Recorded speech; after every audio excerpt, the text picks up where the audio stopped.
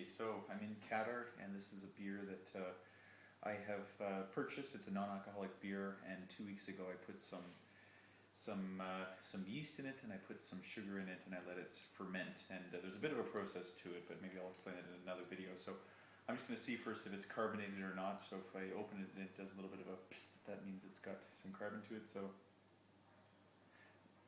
there, it's got some carbonation to it, which is a good sign. Let me take the top off there. Okay, now, I don't want to get my face in this video because I don't want to go to jail. I'm going to take a quick sniff and see, but be up how it laying.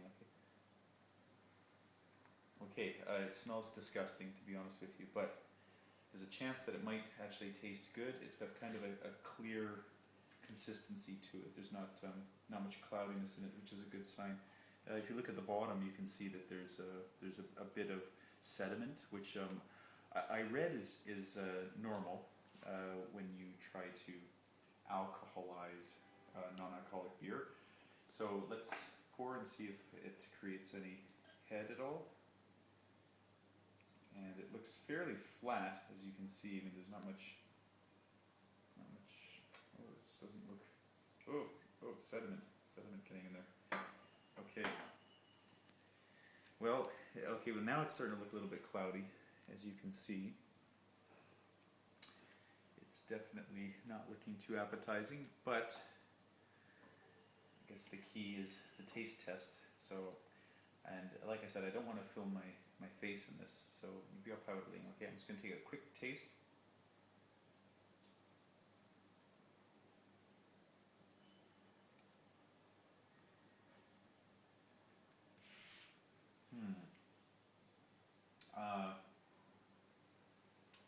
Well, I think what I've done is I've put in too much sugar because there's definitely alcohol in it, but it tastes more like a wine than it does like a beer.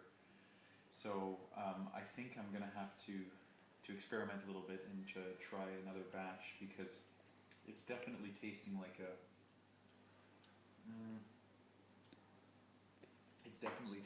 wine. It actually tastes kind of like a Canadian beer that I know, which is about 9% alcohol. So I'm guessing it's probably up around there. So I'm going to drink half of this glass and see if I get sick. But yeah, I mean, I've heard that if you experiment with the amount of yeast that you put into it, and I just use baker's yeast, to be honest. It's not even the proper brewer's yeast. If you experiment with that, you can get some nice flavors, or so I'm told. So I'm going to keep playing around with it and see. So just so you know, there is about a teaspoon of baker's yeast per bottle and about 2 teaspoons of sugar. So I think what I did was I put in a little bit too much sugar, and then I have another batch that's fermenting right at this moment, and it is only about 1 teaspoon per bottle of sugar. So the alcohol level should be less than that and hopefully taste a little bit more like beer. So my wife is starting to laugh at me now, so I'm not going to keep talking about this. But anyway, so that was my first attempt at creating proper beer out of non-alcoholic beer. So thanks for watching, and we'll see you next time.